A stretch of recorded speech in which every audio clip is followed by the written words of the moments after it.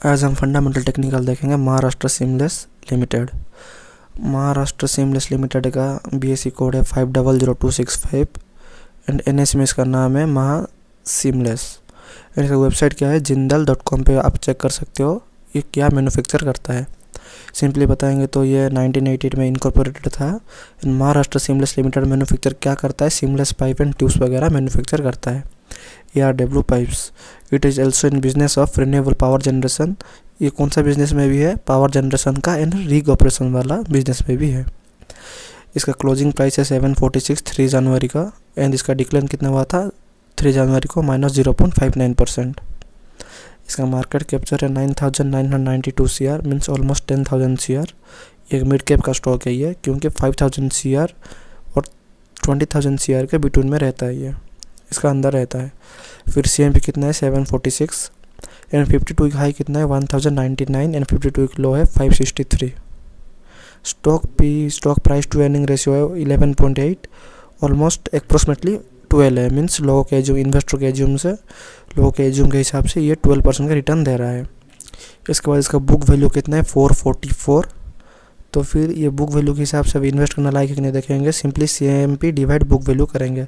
746 divide 444 1.68 means अभी 2 से नीचे है तो अभी इन्वेस्ट करना लायक नहीं है, बट शॉर्ट टर्म के लिए तो नहीं होगा, लॉन्ग टर्म के लिए देख सकते हैं क्या है क्या नहीं है। इसका डिविडेंड क्या है 1.34%, बहुत कम दे रहा है। ROC return on capital employed कितना है 22.9% मीन्स 20% से एबव है, तो फिर इसका रिटर्न कैपिटल एम्प्लॉयड ROC अच्छा है। ROE रिटर्न ऑन इक्विटी कितना है 18.1% मीन्स 15% से एबव है, तो इसका ROE सही है। इसके बाद इसका फेस वैल्यू 5 है। इस इंडस्ट्री का 5 है तो बेहतर है मेरे हिसाब से, मेरे एनालिसिस के हिसाब से तो बेस्ट है। OPM operating profit margin 5 years का कितना है 18.5, लोग एज्यूम से ज़्यादा दे रहा है तो सही है। इसके बाद INT coverage, interest coverage ratio इसका कितना है 386। मीन्स इसके पास इतना फंड है जो 386 ईयर्स तक कंपनी को चला सकता है, इन कंपनी को कारोबार चला सकता है, मैन्युफैक्चर वगैरह सब चालू रख सकता है, कुछ भी बंद नहीं हो सकता, इसके पास इतना फंड मौजूद है। फिर डेप्ट टू इक्विटी 0.00 बिल्कुल नहीं है डेप्ट इसका। EPS अर्निंग पर शेयर इसका कितना है 63 पर शेयर। कितने रुपीज़ कमा रहा है 63 रुपीज़ कमा रहा है, हमको दिखा रहा है। तो फिर लास्ट 3 ईयर्स का EPS देखेंगे तो कितना आ रहा है, तो फिर प्रॉफिट एंड लॉस में जाएंगे। लास्ट 3 ईयर्स का EPS मार्च 2021 का देखेंगे तो कितना है 7.32। सिंपली अभी का EPS कितना है 63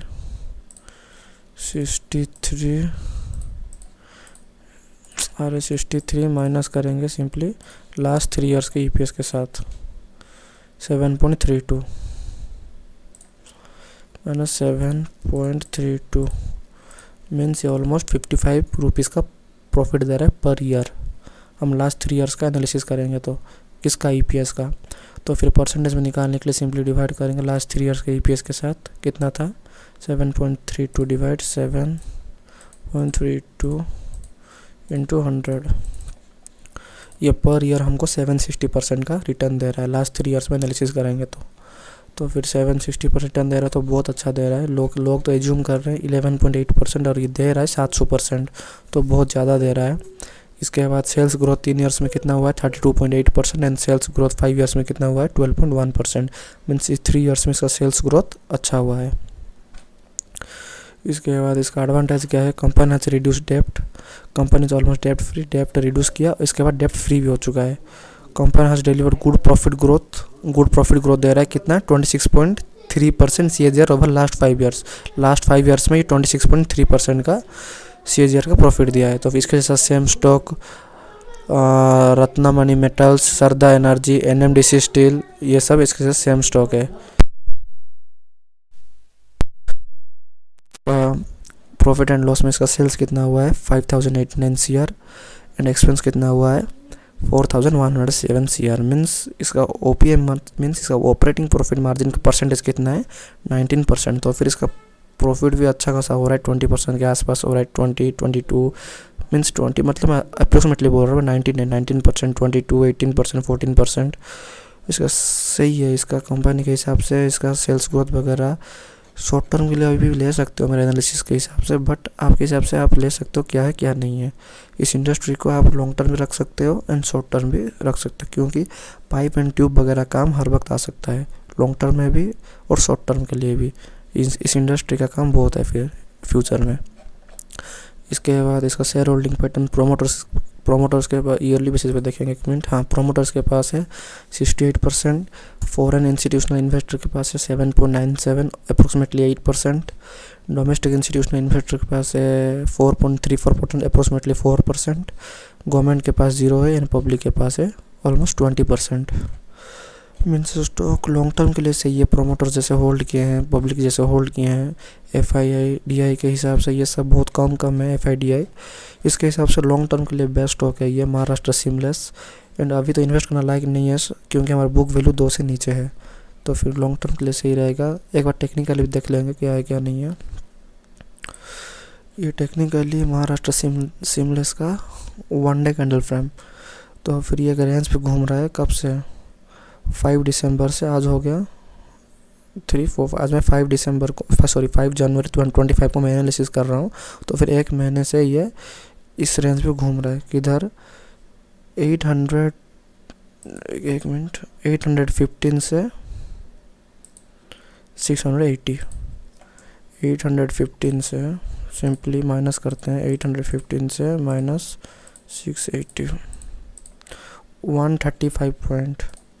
135 पॉइंट ही घूम रहा है बार बार, और इधर आया, फिर इधर से नीचे से ट्रेंड लाइन आ रहा है, तो फिर बार बार सपोर्ट भी दिखा रहा है।